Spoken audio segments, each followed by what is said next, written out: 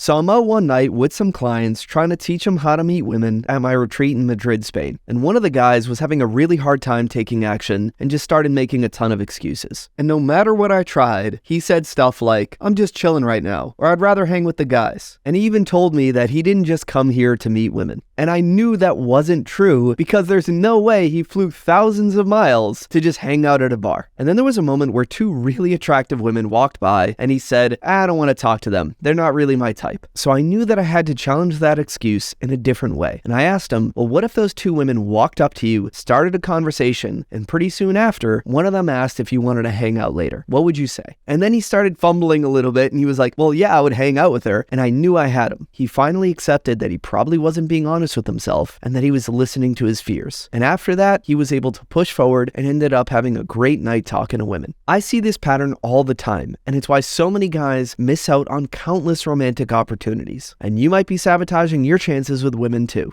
For example, you talk to a woman at some kind of class for a little while, but then you don't go for her number because you feel like you guys didn't build enough rapport. You're in line somewhere and you see a beautiful woman next to you, but you don't talk to her because you tell yourself, that's not what I'm here for. I'm just trying to grab a coffee. Or you're on a date with a woman and you don't go for a kiss because you feel like it just wasn't the right time. Now, if these reasons are valid, then you don't have to do anything you don't want to do. But I'm going to call bullshit on many of them. How do I know you're making excuses? Because I used that same test that I used on that client before on many more people since. This always gets to the truth of the matter, and I want you to start using this test on yourself. So the next time you decide not to pursue a woman or show her interest, I want you to reverse the roles. I want you to ask yourself, if she walked up to me and asked me out, would I accept? If that woman in line started a conversation with me, would I keep talking to her? And if my date decided to kiss me, would I let her? If you can't unequivocally say no, then the real answer is yes. And you need to accept that you're probably just making excuses as a defense mechanism. You're afraid that if you show interest in this woman, that she might not feel the same way. And I get it. It can be terrifying to put yourself out there like that. And you need to be the one to challenge your beliefs if you ever want to make a change. Because if you keep convincing yourself that you don't want something or that she didn't want it either, you will make it reality. It's like trying to convince a flat earther that the world is round. If they're not willing to challenge their own beliefs, you could provide all the evidence in the world, but it's probably not going to make a difference. But you don't know what that woman wants. Accepting that you are afraid is not being weak. It's empowering, because that's the only way you're ever going to accept that you need to make a change. So, start looking in the mirror and have an honest conversation with yourself, because once you do, the truth will set you free.